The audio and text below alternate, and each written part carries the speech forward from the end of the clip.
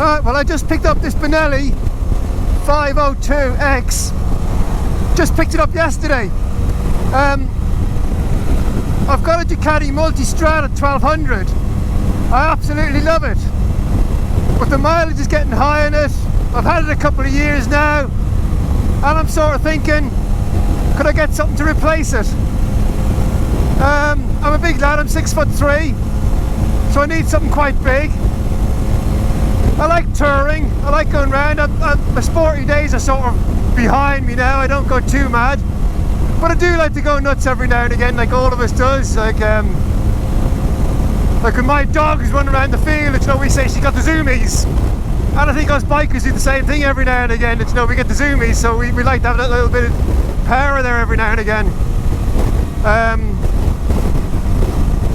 I don't think this Benelli is ever going to match Ducati for that. But so far it's nice and comfortable. It's not fast, but then again, just bear in mind I'm comparing this against my Ducati. It's not fast, but it's adequate. You do have to plan your overtakes and get into the right gear. On my on the Ducati, 50 miles an hour, you want to overtake a car, you just need a little cough and you're past it. It's as simple as that. On this, you have to wait for the right moment, drop it down a couple of gears, but I suppose it's something you get used to. I love the way this looks. It does look fantastic. Yeah, you'll have heard all the comparisons. It looks very much a bit like a BMW GS 1200. The front looks a bit Multistrada-esque. So yeah, it does look great. And that's important to me as well. I do like a bike to look good. So yeah, it'd be interesting to see how I get on with it. I'm in a fortunate position where I can keep my Multistrada for a little while and have this at the same time. So I'll carry on with this for a little while. At the moment the roads are all wet and crappy and I can't really explore this to its fullest, I guess. But I'll keep it for a little while. If it grows on me oh, excuse me. If it grows on me, then I might sell my Multistrada and keep this. But I'm always swapping and changing bikes all the time anyway, so who knows, I could be saying now, I love this bike, I'm going to keep it. And then in 2 or 3 months time you'll see it on eBay. But saying that, I had the Multistrada, I've had that for over 2 years. That's the longest I have ever had a bike, or a car for that matter. So that says something about that Multistrada, so I could possibly really miss it. I don't know. But yeah, this bike is, I like this. It's very roomy, which is important for someone, for a lanky git like me. Saddle seems nice and comfortable. I can imagine spending a day in this. But then again, all those things are true of the Multistrada as well. I know I'm comparing apples and oranges, but they're the apples and oranges that I've got. So yeah, let's see how we get on with it.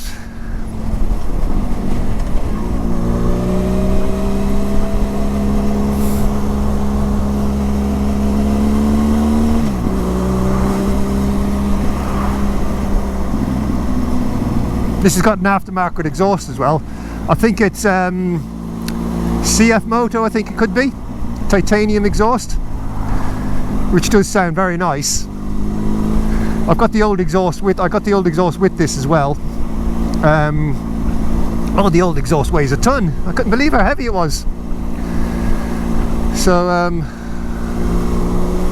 yeah, it does. I'll try and get another video with a microphone down by the exhaust so you can hear the exhaust note. But yeah, it does sound very nice, very fruity.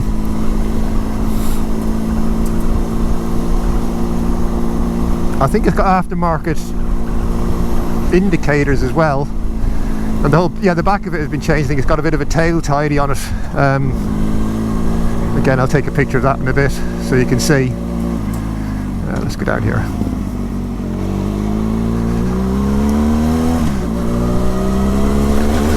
We are stuck behind other cars. So now this sort of road, single track country roads, bimbling along them, this would be brilliant. This is brilliant for it.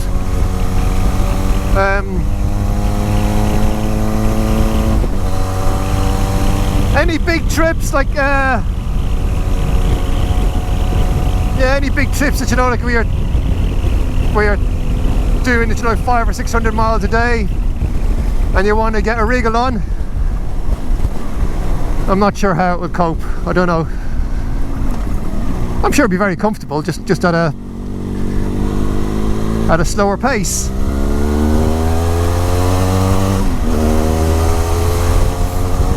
But I suppose it's not a bad thing to slow down a bit, is it? A few years ago I had a Triumph Daytona 955i. Beautiful bike. It wasn't the fastest thing, but it was yeah, it get you into a lot of trouble. Another friend had a Yamaha Thunder Race 1000, another one had a Hayabusa, and a couple of other big powerful bikes, and we'd always go out and say, right lads, let's take it easy today. Now you know where this is going, don't you? Within the first few hundred yards it just gets all a little bit silly. So I decided then, I'm selling that bike and I'm going to get something a little bit slower, just so I can still enjoy it, but just not going at license losing speeds all the time. And I got an Aprilia Shiver. It was a naked bike, and it did the trick. That, you know, like you'd go, well, I shouldn't say it, you know, but on a closed road, of course, you'd go up to a 90 or 100 miles an hour and you would know you were doing that speed. Whereas on some of the other big bikes I've had, it's just cruising at those speeds. So maybe this is not a bad idea, that, you know, just slow down a bit, still enjoy it, get used to it after a while. Who knows? Who knows?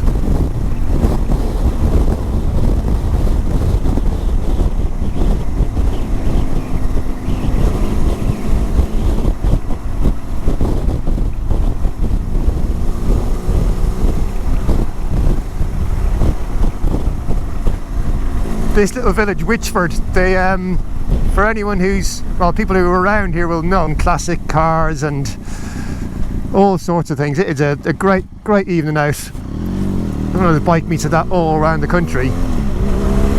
But this is just up the road from my house, and I could sometimes forget about it. And then the Thursday evening you'll be seeing all these old classic cars going past, and bike after bike after bike going past. You think, oh shit, yes, it's third Thursday tonight, isn't it? And we'll nip up here and have a look around and get a burger and so on, a couple of beers. Excuse me. Yeah, and it's really nice. Yeah, it's lovely. So yeah, so here in the green, this is just all full of bikes on summer nights. Third Thursday. So if you're ever in the area, I thoroughly recommend it.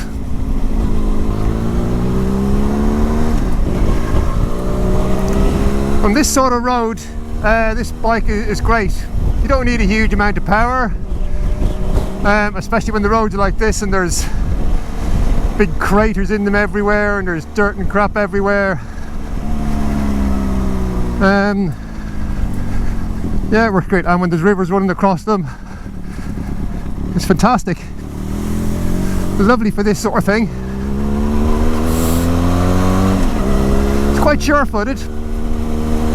Feels very secure, very safe.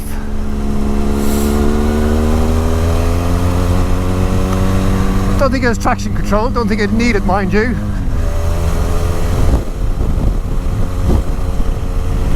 It's got ABS. I think all bikes these days have ABS, don't they?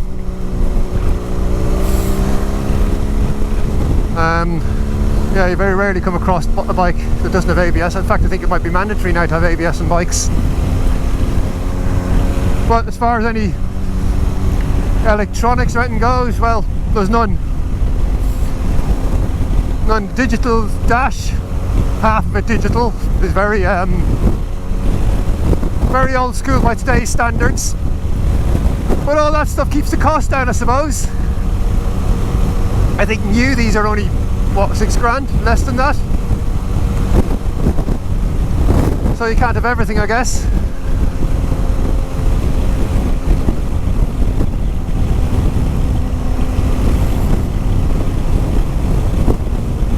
I'm enjoying this. I'm enjoying this bike, but yeah, enjoying it on this sort of road.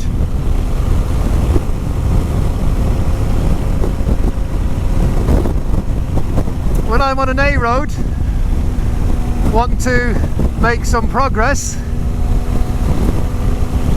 not sure how much I'll be enjoying it then. But I think, like I've already said, I'm sure you get used to it.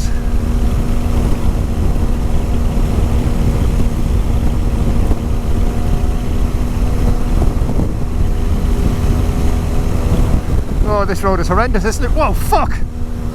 Whoa! Jesus, that was so close, man. Oh, frightened the life out of myself there.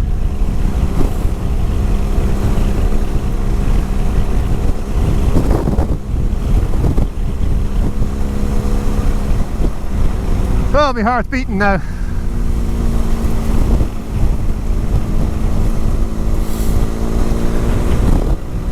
No harm to get a little harmful reminder like that every now and again, saying, "Oi matey, just watch yourself. There's lumps and bumps and crap and shit and everything all over this road."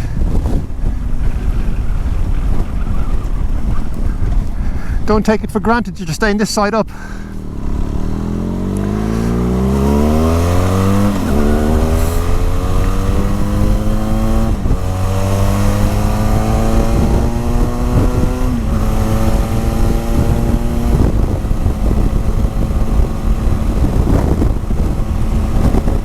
I think my van has probably got about the same acceleration as this.